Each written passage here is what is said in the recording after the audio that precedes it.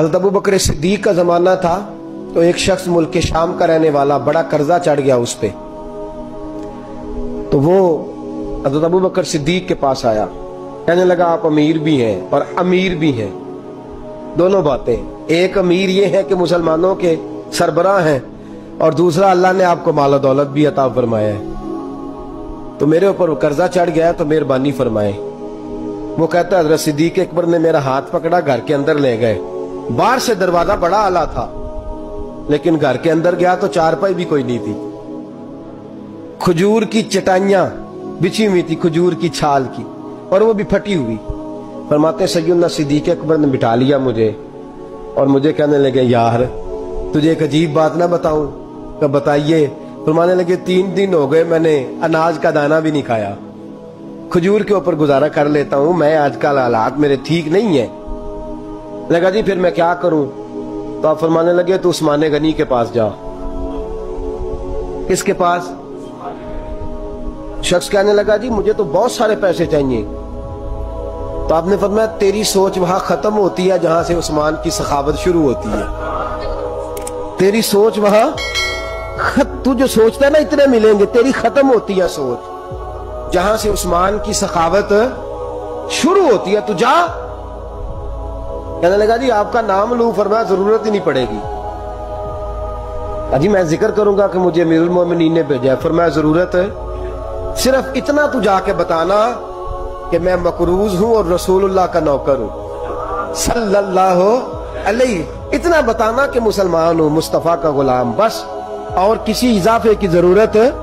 کہا جی وہ دلیل مانگیں گے؟ فرمایا عثمان خیرات کرتے تفتیشیں نہیں کرتا، عثمان اللہ کی راہ میں دیتے ہوئے تفتیشیں 10 روپے دینا اور 100 بات سنانا فقیر کو، تک تو نہیں نا، 10 روپے اور 100 قسم کے تانے نہ دے تو میاں چشم پوشی کر جا، تجھے کس نے اجازت دیا ٹٹولنے کی، پھولنے کی اور کرودنے کی؟ یہ حال اگر تیرے ساتھ کیا جائے، رب اگر تجھے ٹٹول کے دے تو تیرا کیا بنے؟ رب کریم اگر تجھے ٹٹول کے دے کہ پہلے بتا نمازیں کتنی پڑھی ہیں، سویرے اٹھتا ہے کہ نہیں، تو تیرا کیا حال ہوگا؟ تو ٹٹولتا پھرتا ہے 10 روپے دینے کے لیے۔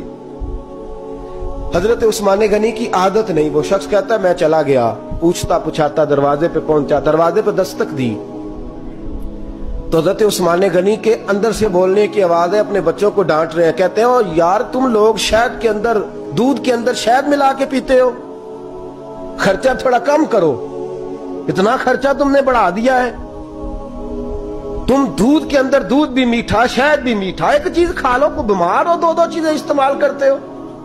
کہتے ہیں میں نے کہا ابو بکر تو بڑی باتیں بتا رہے تھے، اور اس قسم کے کئی واقعات حضرت عثمان غنی کے ساتھ ہوئے، وہ تو بڑی باتیں بتا رہے تھے، اور یہ آدمی دودھ شہد سے لڑائی کر رہا ہے، اور مجھے کئی 1000 درہم چاہیے، دینار چاہیے، مجھے دے گا؟